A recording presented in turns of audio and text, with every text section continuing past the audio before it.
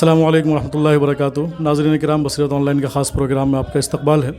آج ہمارے ساتھ ہیں جمعیت علماء مہاراشٹر کے ناظم تنظیم و ترقیات محترم مفتی حذیفہ قاسمی صاحب۔ آج میرا بھائندر میں جمعیت علماء میرا بھائندر کی جانب سے ایک خصوصی پروگرام کا انعقاد کیا گیا، جس کا مقصد اصلاح معاشرہ اور معاشرے میں پھیلی فتنہ ارتداد، اور اس کے ساتھ ساتھ یہاں ایک جمعیت کے زیر انتظام ڈائگنوسٹک سینٹر کا انوگریشن کیا گیا ہے، اس کا افتتاح کیا گیا ہے۔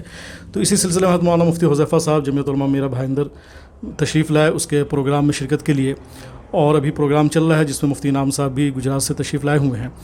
تو اسی سلسلے میں چاہتا ہوں کہ مفتی حذیفہ صاحب سے آج کے پروگرام کے تعلق سے کچھ گفتگو کروں۔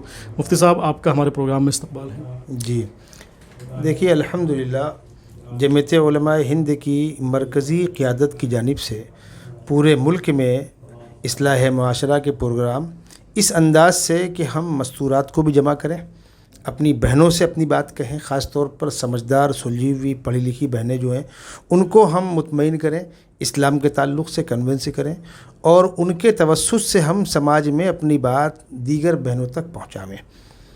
اس میں جمعیت علماء کا پیغام یہ ہے کہ ہماری بچیوں کی جو تعلیم گاہیں ہیں ان میں ہم اس کا خیال رکھیں کہ وہ تعلیم گاہیں محتاط ہوں، محفوظ ہوں، اور مسلمان اپنے ایسے اسکول قائم کریں، ایسے تعلیم گاہیں بنائیں جس کے اندر کم از کم گندگیوں سے اپنی بہنوں کو ہم بچا سکیں۔ ایک بڑی بنیاد ہوتی ہے اسکولوں میں اختلاط، خاص طور پر اس سے آگے بڑھ کر ٹیوشن کلاسز ہیں، وہاں تو اور زیادہ بے راہ روی ہوتی ہے، اس لیے کہ اسکول میں آنے جانے کا ٹائم طے ہے، اسکول میں کیمرے لگے ہوئے ہیں، اسٹاف ہے وغیرہ وغیرہ، یونیفارم وغیرہ ہوتا ہے، گھر سے آئے کب گئے، لیکن ٹیوشن کلاسوں کے اندر اس قسم کی کوئی بات نہیں ہے۔ اور ٹیوشن کلاسز اس انداز کے چلائے جائیں جس کے اندر بچیوں کو لیڈیز اسٹاف پڑھاوے، کوئی بہت مشکل نہیں ہے۔ ہمارے سماج کے اندر بہت سی پڑھی لکھی خواتین ہیں، ایسے ہال، ایسے کمروں اور ایسے ہم جگہوں کا انتخاب کریں، اس کو ہم کرائے پر لیں، تھوڑا سپورٹ کریں، حالانکہ کچھ دن کے بعد وہ خود بخود چلنے لگے گا۔ تو بچیوں کے ٹیوشن کلاسز بھی ہم محفوظ مقامات پر بناویں۔ تیسری چیز، جو بچیاں بہت غریب ہیں، روزگار کی تلاش میں باہر نکل رہی ہیں، ان کی مجبوری ہے باہر نکلنا، ہم ان کو اپنے مسلم محلوں میں گھریلو روزگار لا کر دیں، اور کوشش یہ کریں کہ وہ گھر میں رہتے ہوئے دو پیسہ کمانے کی ان کے اندر صلاحیت پیدا ہو جاوے، بچیوں کو ہنر سکھا دیں، اور ان غریب بچیوں کی شادی کے موقع پر بجائے دیگر بے مقصد چیزوں کے دینے کے، ہم وہ مشینیں ان کو دیں، کڑھائی، بنائی، اول لاک، انٹر لاک وغیرہ کے، ان چیزوں پر دھیان دیا جائے۔ اس کے ساتھ ساتھ بچیوں کی شادیاں وقت پر کرائی جائیں۔ جو غریب بچیاں ہیں جن کے والدین غربت کی بنیاد پر رشتے کے بوجھ برداشت نہیں کر سک رہے، اجتماعی شادیوں کا اہتمام کیا جائے۔ ہمارا خوشحال طبقہ بچیوں کی شادی میں کوشش یہ کرے کہ جھمیلے کم سے کم ہوں، وہ پیسہ بچے، جو پیسہ ہم ڈیکوریشن میں، آتش بازی میں، منڈپ میں، کھانے میں خرچ کرتے ہیں، وہ 15-25 لاکھ روپیہ ہم بچا کر 100-250 لوگوں کو کھانا کھلا کر، لڑکے والوں کے مہمانوں کو، اس پیسے کو بچا کر بچی کو ایسی کوئی چیز دی جائے جو وقت ضرورت اس کے کام آئے، اس کو ہم دکان دیں، مکان دیں، زمین دیں، کوئی پائیدار چیز دیں۔ ابھی آپ نے زیور دے دیا، اس پر زکوٰۃ لاگو ہوتی ہے، چوری کا ڈر ہوتا ہے۔ آپ نے سامان دے دی، ڈیکوریشن سامان 50 لاکھ کا آپ نے اس کو جہیز دے دیا، 2-4-5 لاکھ کے اندر وہ زیرو ہو گیا۔ بہت سے گھروں کے اندر تو اس سامان کے رکھنے کی جگہ نہیں ہے۔ والدین نے بچی کو اے سی دیا ہوا ہے، اے سی بچی کے روم میں نہیں لگا، ساس کے روم میں لگ گیا، نند کے روم میں لگ گیا، جھگڑے کی بنیاد بن گئی۔ بڑی بڑی واشنگ مشینیں آپ نے ان کو دے دی، گھروں کے اندر ہاتھ سے کپڑا دھلنے کا ماحول ہے، بڑے مسائل پیدا ہو رہے ہیں۔ تو بچیوں کی شادی میں دیگر کاموں میں پیسہ برباد نہ کر کے بچیوں کو پراپرٹی حصہ دیا جائے، جو اسلامی اصول ہے۔ لڑکے والے ولیمہ کریں تو سادگی کے ساتھ کریں، کم لوگوں میں کر لیں، میں پیسہ بچائیں، اس پیسے کو بچوں کی تعلیم میں لگائیں، اپنے کاروبار میں لگائیں، اور جب اللہ ان چیزوں سے فراغت دے ضرورت مندوں کی خدمت میں لگائے۔ جو بچے ہمارے بچیاں اعلیٰ تعلیم حاصل کر رہے ہیں، ٹاپر بچے ہیں، اعلیٰ رینج کے نمبرات لے کر آ رہے ہیں، ان کے لیے ڈونیشن کا مسئلہ نہیں ہے، لیکن فیس تو بہرحال بھرنی ہے، ان کو مصارف برداشت کرنے۔ ایسے غریب بچوں اور بچیوں پر زکوٰۃ کی رقم سے ان کی تعلیم کے اندر مدد کی جائے۔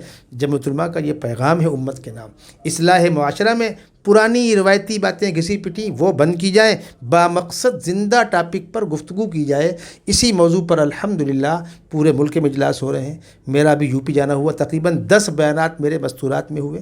مجھے خوشی ہے کہ آج دن میں ان لوگوں نے 3 سے 5 کے بیچ میں میرا بھائندر کے ذمہ داروں نے ایک بہت بڑے عالم دین صاحب نسبت اللہ کے ولی مفتی انعام الحق صاحب کو بلایا انہوں نے، اور 3 سے 5 کے بیچ میں مستورات میں بیان ہوا۔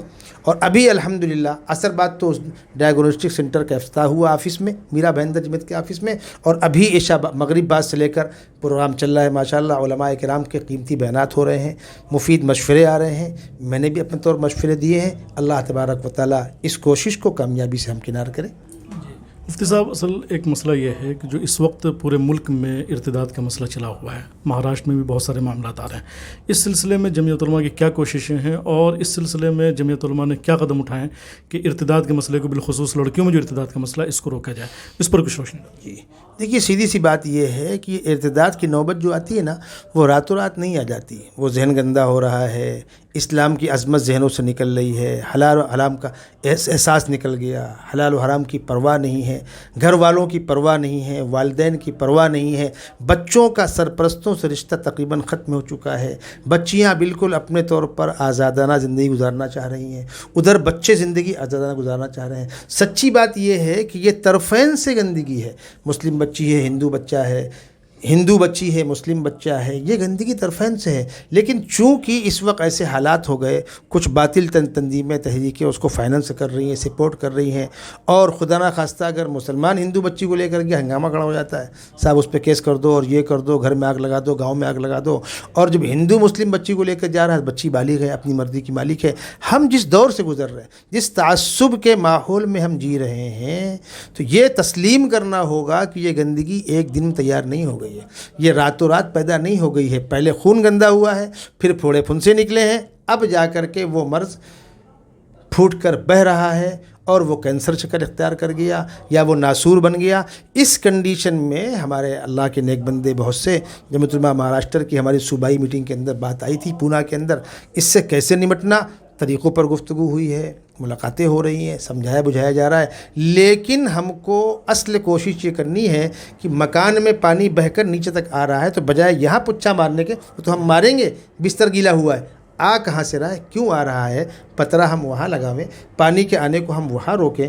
تو جو تجویزیں میں نے رکھی، بچیوں کے رشتے وقت پر ہوں، بچیوں کی تعلیم گاہیں محفوظ ہوں، بچیوں کو ان کا جائز حق دیا جائے، غریب بچیوں کے روزگار کے مواقع فراہم کیے جائیں، جن ذرائع سے یہ گندگی آ رہی ہے ان ذرائع کو روکنے کی کوشش کی جائے۔ اور الحمدللہ جمعیت علماء پورے ملک میں اس سلسلے میں کام کر رہی ہے، ہم لوگ خود کام کر رہے ہیں۔ ابھی یو پی کے اندر 10 پروگرام میرے اسی موضوع پر ہوئے، کوشش جاری ہے، چونکہ کام بہت بڑا ہے، آہستہ آہستہ وہ کام نظر آئے گا، لیکن الحمدللہ نظر آ رہا ہے، اور ذمہ داروں کو اس بات کی بڑی فکر ہے، رات و دن کی کڑھن ہے، مسلسل مشورے ہو رہے ہیں، میٹنگیں ہو رہی ہیں۔ ابھی اتوار کو ہماری میٹنگ ہے، اس کے اندر بھی یہ موضوع ہے کہ ہم اپنی بچیوں کو سنبھالیں، بہکے ہوئے قدموں کو روکیں، اور جو ہم کر سکتے ہوں وہ کریں۔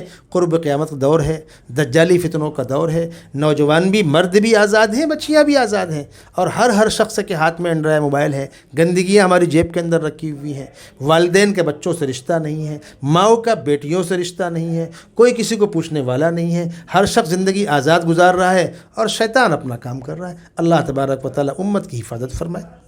جی، بس اخیر میں چاہوں گا کہ موجودہ حالات میں مسلم نوجوانوں کے لیے آپ کا کیا پیغام ہے؟ مسلمانوں کو چاہیے بے مقصد کاموں سے بچیں، با مقصد کاموں میں لگیں، محنت کے ساتھ کاروبار کریں، ایمانداری کے ساتھ تعلیمی میدان میں محنت کر کے پڑھیں، اور اپنے بڑوں کی آواز پر کان رکھیں۔ بڑے جو رہبری کریں، سمجھ میں نہ آوے یا کم آوے، لیکن بڑے بڑے ہیں، ان کی باتوں کو محبت کے ماحول، عظمت کے ساتھ، محبت کے ساتھ، عقیدت کے ساتھ سنیں۔ بڑے ہم سے زیادہ سمجھدار ہیں، ہم سے زیادہ فکر مند ہیں، ان کی باتوں کو ہم قبول کرنے کا مزاج بنائیں۔ ہر شخص بڑا بننے کی کوشش نہ کرے، اور خاص طور پر وہ چھوڑ بھئیے جن کی 2 پیسے کی اوقات نہیں ہے، ان سے ایک چوہیا مارے مرنے والی نہیں ہے، وہ بڑوں پر تنقید کر کے نئی نسل کو اپنے بڑوں سے بزن کرانا، میں سمجھتا ہوں وہ تو باطل کے اعلی کار ہیں۔ اس قسم کے لوگوں کا صحیح جواب یہ ہے کہ وہ باطل کے آلہ کار ہیں، یا تو ان کو اپنی شہرت مطلوب ہے یا کہیں سے فنڈنگ ہو رہی، تم بولو اور مسلم نوجوانوں کو، مسلم عوام کو ذمہ داروں سے، علماء سے، اپنے اساتذہ سے، تنظیم کے ذمہ داروں سے بزن کرو، جو بیچارے رات و دن ہمارے لیے کوڑ رہے ہیں۔ کیا ان کے بال بچے نہیں ہیں؟ کیا ان کو کاروبار کرنے کا شوق نہیں ہے؟ وہ سارا کام چھوڑ کر رات و دن ہمارے ساتھ لگے ہوئے ہیں، امت کے لیے کوڑ رہے ہیں، فکر کر رہے ہیں، اور 2 لائن لکھ کر خالی بڑوں سے اعتماد کو اٹھانا، اس سے امت کو بزن کرنا۔ اللہ ایسے چھوٹ بھائیوں روڈ قسم کے آوارہ لوگوں سے امت کی حفاظت فرمائے۔ جی بہت بہت شکریہ۔ جزاک اللہ، جزاک اللہ۔ بصیرت آن لائن کے میرے دوست مولانا ساجد قاسمی صاحب، میں ان کا شکر گزار ہوں۔ آپ نے اپنا قیمتی وقت دیا اور ہمارے پروگرام کے بیچ میں آپ نے میرا انٹرویو دیا، میں شکر گزار ہوں آپ کا۔